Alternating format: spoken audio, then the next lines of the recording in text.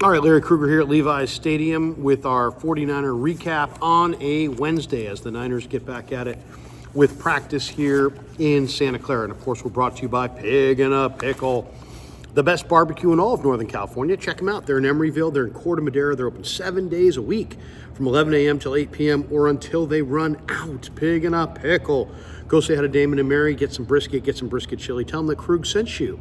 And this video is also brought to you by Sharp Corner Sports Cards and Collectibles. They're at 205 Cypress Avenue in Pacific Grove, California, along the Monterey Peninsula. Thanks to my friend Anthony Catania. He's at 831-521-5264. All right, let's talk about everything that happened here in Santa Clara on a Wednesday. Niners back at practice, getting ready for a cross-country trip Sunday where they will play in the morning window against the Tampa Bay Buccaneers. Baker Mayfield and company, and of course they got a three-headed monster at running back with Rashad White and Sean Tucker and Bucky Irving. What they won't have is Chris Godwin, and they won't have Mike Evans. So they're going to be leaning more on Cade Otton. They'll be leaning on Sterling Shepard, and they'll be leaning heavily on that run game in Baker Mayfield to make it happen. It's a pretty good offensive line Tampa has. Defensively, they've got some really good individual players, but the numbers don't look great for Tampa Bay. All right, let's talk about some of the things that happened down here in Santa Clara. First of all, we need to say happy 78th birthday to Eddie D, because Mr. D, who owned the 49ers, of course, it's still in the DeBartolo family, but Mr. D gave up control of the 49ers years ago. But happy 78th to Eddie D. I'll go as far as to say I believe he's the greatest owner in the history of sports. I know there are Warrior fans who will say, hey, don't forget Joe Lacob, don't forget Joe Lacob. All right, we'll see. Joe Lacob inherited Steph Curry. And, you know, it wasn't like Joe Lacob found Steph Curry. Joe Lacob inherited Steph Curry. So let's see what Joe Lacob does post Steph Curry before we say he's better than Eddie D. Kyle Shanahan was asked today, we talked to Kyle Shanahan, he was asked about Mooney Ward, whose daughter tragically died, his infant daughter died. And he's away from the team. He's obviously grieving on his own with his wife. It's a very personal situation. The Niners are going to try to support him in any way, in every way possible. It's totally in his hands as far as when he returns to the team. You know, in what fashion. You know, nobody's going to push Mooney on this. This is a tragedy that struck his family, and he's going to be given all the time he needs to feel good and come back and play football. So no word as far as when he'll be back, but he is away from the team. He was not practicing, of course, today. Nick Bosa held court in the locker room today, and he was in a good mood. Why? Because Donald Trump won the President of the United States last night, and Nick said he's fine with the NFL fining him for wearing a MAGA hat on television last Sunday night after the Niner game. He said it was well worth it. I asked him if he enjoyed the coverage last night. He said very much, very much. So he's in a good mood today. Christian McCaffrey said he felt no pain, no setbacks, no Achilles naggingness or any kind of issue when he hit the field on Monday. So he ramped it up 3 days last week, a little bit more, from what I was told, a little bit more intense workouts as the week progressed. He practiced on Monday. He's not feeling any repercussions. I thought he looked good today at practice. We were there for 4 sessions today, and I had a chance to see him accelerate. And, you know, it's not stop and start and turn and twist and drive and all the different things that you have to do on every single play in the NFL, but it was more than what we saw the other day. The other day, he just was jogging. Now, granted, we were only there for the beginning of practice, but all we saw was jogging. Today, he seemed to be airing it out a little bit. He seemed to be, you know, running at closer to full speed than he did on Monday. So he hasn't had any setbacks, knock on wood. If he has no more setbacks, you can expect to see him Sunday in Tampa against the Buccaneers. The 49ers also today opened the practice window for defensive end Yetur Gross-Matos. Gross-Matos has got a knee injury, and he was out there on the field, playing, and it looks like his return is not that far off. Khalil Davis, the newest 49er, participated in his first practice today. Didn't get a chance to talk to him in the locker room, but he's wearing number 50. And, you know, the Niners, of course, waived Jalen Graham yesterday, also Anders Carlson, to create room for Khalil Davis. And Davis is now practicing with the Niners, and we'll see if he's a go Sunday against the Buccaneers.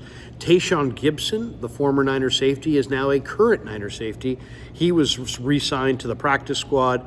Russell Gage, the former LSU wide receiver, also was signed to the practice squad. I had a chance to talk to Russell in the locker room before practice today. Nice guy. Really excited to be a 49er. Excited for to be entering into this culture, this locker room with all these great players. He told me that he felt like Brock Purdy reminded him a little bit of Matt Ryan. He played with Matt Ryan. He's played with Tom Brady. And he says he hasn't necessarily caught balls yet from Purdy, but from afar, he reminds him a little bit of Matt Ryan. I thought that was kind of interesting. So Gibson is on the practice squad now. Gage is on the practice squad, and the 49ers have a little bit more depth there. They also, in addition to waiving Jalen Graham and Anders Carlson, they also released Malik Turner. The wide receiver has been released. Now, as far as practice today, Kevin Givens with a groin strain, he's still not practicing. And I would imagine he's probably not going to be able to go this week, which might have been the reason that Khalil Davis, while the Khalil Davis acquisition was made, because they might have looked at their numbers and just said, hey, if Givens can't go, and then you've got, Jordan Elliott a little dinged up, you could have to really lean heavily on Evan Anderson, who's a practice squad player they were hoping to redshirt, I think, for the year. Instead, he's played pretty well. But I think Khalil Davis might be, that trade might have been consummated simply because Givens is not ready to roll this week against Tampa, and the Niners don't want to go man short. So Givens has got the groin strain. He did not practice. We'll see if he practices tomorrow. If not, I don't think he'll go.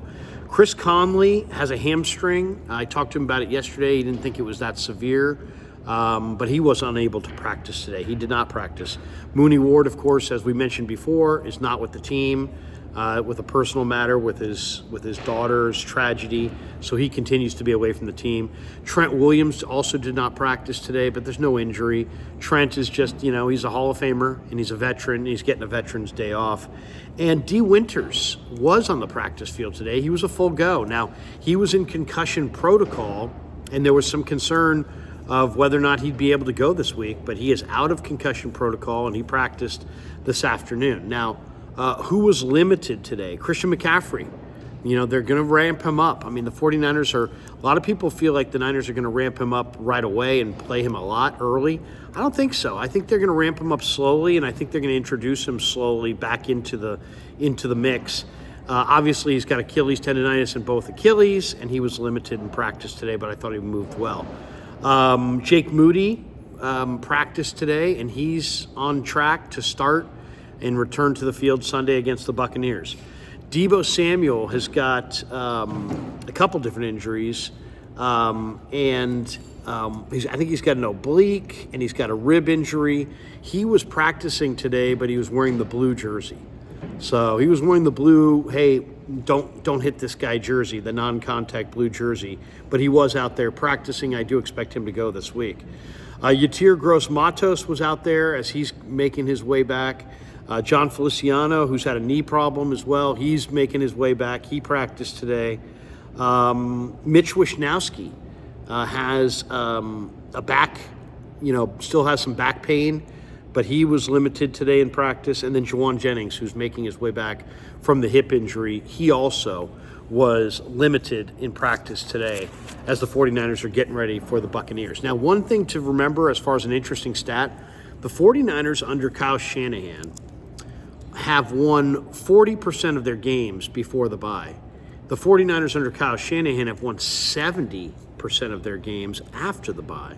I asked Kyle why that was today, and he said, first of all, one thing that as far as stats, anytime you're looking for stats, you're looking for the sample size. Is it a small sample size? Is it a large sample size? Well, it's enough years where it's a significant enough sample size, but Kyle did point out that first year the Niners started 0-9 and came rumbling home. I mean, they could not buy a win in the second half, and then they got on a real roll in the second half, and that impacts those numbers directly for sure.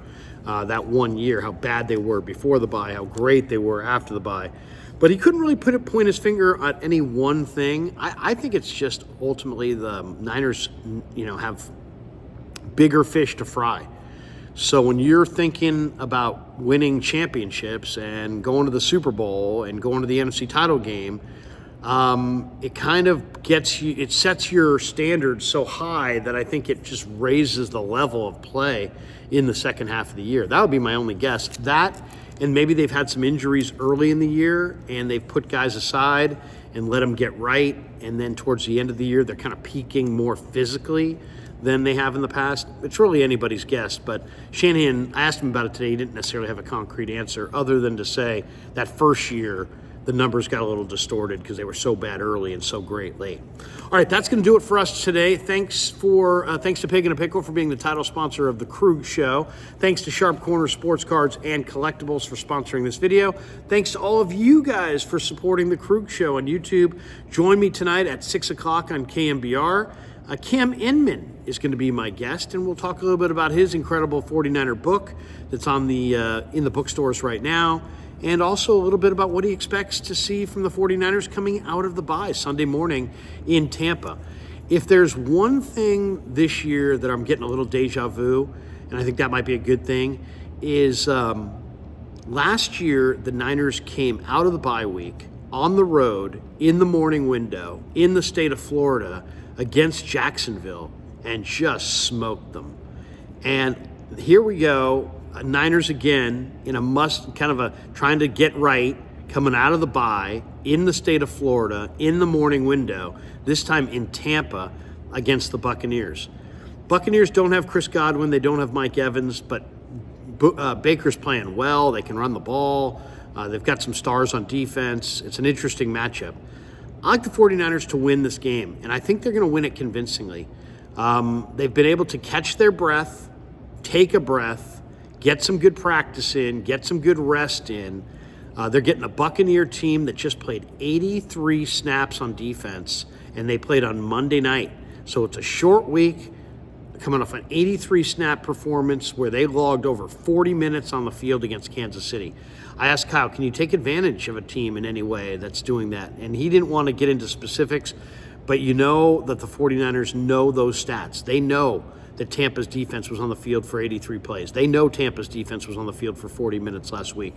So if they can go ball control early in this game, you might see Tampa's defense in the second half just cave. Something to look for sure on Sunday. All right, thanks to Pig and a Pickle, thanks to Sharp Corners, thanks to all of you for supporting the Krug Show on YouTube.